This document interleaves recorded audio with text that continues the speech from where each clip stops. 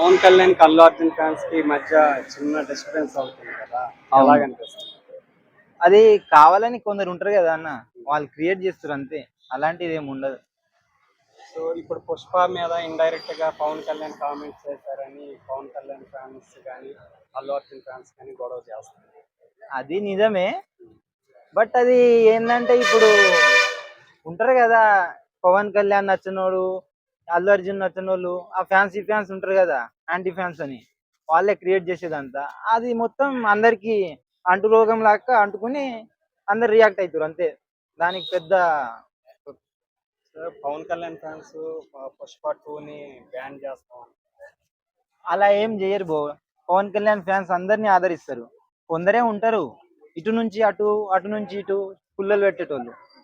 ఇప్పుడు కిరాక్ ఆర్పి ఇలాంటి వాళ్ళు కూడా బన్నీని టార్గెట్ చేసి మాట్లాడారు కదా. ఓకే. అది ఇష్యూ కూడా పెరిగిపోయింది కదా, అలాంటి వాళ్ళ వల్లే వీళ్ళ మధ్య డిఫరెన్స్ పెరగడానికి కారణం. ఇప్పుడు అది ఎంత కరెక్టో మనకు తెలియదు బ్రో. తెలియని దాని గురించి వదిలే. ఫైనల్ ఎప్పుడు కట్ ఆఫ్ పడుతుంది, ఎప్పుడు ఎప్పుడు దీనికి ఫుల్ స్టాప్ పడుతుంది కూడా? గొడవకి ఫుల్ స్టాప్ అంటే ఇప్పుడు పుష్ప రిలీజ్ అవ్వాలన్న, దాంతో పుష్పకి మూవీకి వెళ్ళాం అని పవన్ కళ్యాణ్ ఫ్యాన్స్ చాలా మంది ఉన్నారు. సో మీరు ఎలా అంటారు, అది హిట్ అవుతుందా ఫట్ అవుతుందా? హిట్ ఫట్ అనేది స్టోరీని బట్టి ఉంటది. అది ఫ్యాన్స్ అదా ఇదా అని ఉండదు. స్టోరీ బాగుంటే అందరు చూస్తారు అంతే. కింద స్థాయిలో గొడవపడే అభిమానులకు మీరేం చెప్తారు?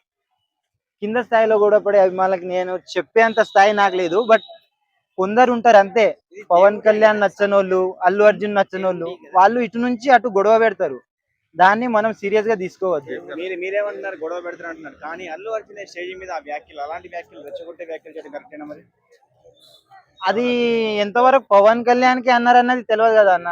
వేరే వాళ్ళకి కూడా అనొచ్చు. మనం కొన్ని కట్లు చూస్తాం యూట్యూబ్ లో, దాన్ని చూసి అరే మా హీరోని ఇంత మాట అంటారా, అరే మా హీరోని ఇంత మాట అంటారా అంటే అది తప్పు. అంతేగా. Thank you.